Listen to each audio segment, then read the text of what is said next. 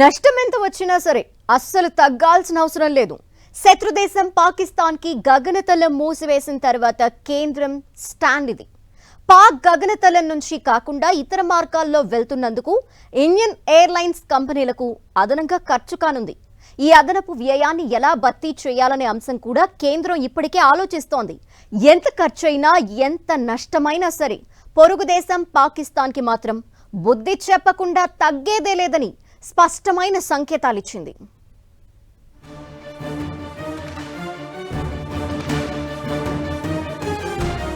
నష్టమెంతైనా సరే తగ్గేదేలా. పాక్కి గగనతలం మూసేయడంతో Indian airlines కంపెనీలకు ఎంత ఆర్థిక భారం పడుతుందో కేంద్రం నివేదికలు కోరింది. ఎంత నష్టం వచ్చినా సరే పాకిస్తాన్కి గగనతలంలో చుక్కలు కనిపించాలని డిసైడ్ అయింది సెంటర్. పహల్గాం ఉగ్రదాడి తర్వాత ఇండియన్ ఎయిర్ స్పేస్ ని పాకిస్తాన్ విమానాలకు నో చెప్పిన తర్వాత ఇండియన్ ఎయిర్లైన్స్ కంపెనీలకు నష్టం వాటిల్లుతోంది. అయినా సరే పొరుగు దేశం తిక్క కుదర్చడానికి రెడీ అయింది. ముందుగా ఎయిర్ ఇండియా తమకి దాదాపు 5,000 కోట్ల రూపాయల ఆర్థిక భారం పడుతుందని సివిల్ ఏవియేషన్ మినిస్ట్రీకి తెలిపింది.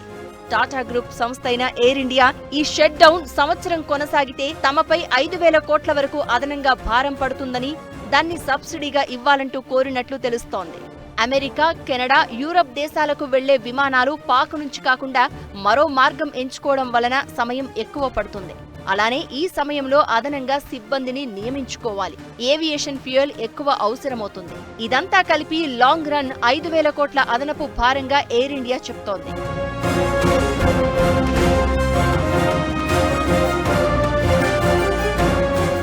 ఈ భారం పడకుండా ఉండేందుకు ఎయిర్లైన్స్ డైనమిక్ నెట్వర్క్ ప్లానింగ్ కూడా చేసుకుంటూ ఉండగా, కేంద్రం కనుక ఆర్థికంగా ఆదుకుంటే ప్యాసింజర్లపై భారం పడకుండా ఉంటుందని కొందరు చెప్తున్నారు. ఢిల్లీ, అమృత్సర్, లక్నో నుంచి మిడిల్ ఈస్ట్, యూరప్, అమెరికాకు వెళ్లే ఫ్లైట్లు ఇప్పుడు ముంబై, అహ్మదాబాద్ మీదుగా వెళ్లాలి.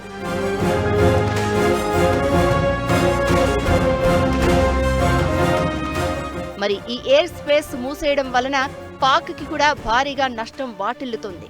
అయితే అసలు పాక్ ఎయిర్లైన్స్ నడిపేదే తక్కువ, అందుకే ఎఫెక్ట్ కూడా పెద్దగా ఉండదంటారు. కానీ లాంగ్ రన్ పై తప్పకుండా ప్రభావం ఎక్కువ.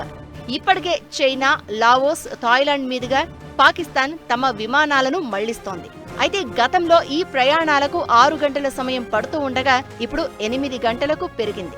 అలానే ప్రతి వారంలో 6 ట్రిప్స్ కనుక తిరిగితే $27 మిలియన్ నుంచి $40 మిలియన్ వరకు అదనంగా భారం పడుతుంది. అలా మే నెలాఖరుకే పాకిస్తాన్పై కనీసం $108 మిలియన్ మేర అదనంగా భారం పడుతుందని ఇండియా టుడే రీసెర్చ్ చెప్తోంది. ఈ లెక్కలు చూసినప్పుడు రాబోయే ఏడాదిని కనుక ప్రాతిపదికగా తీసుకుంటే పాక్ ఎయిర్లైన్స్ పై ఈ భారం భారత్ పై నష్టానికి రెట్టింపు ఉంటుంది అనడంలో సందేహమే లేదు.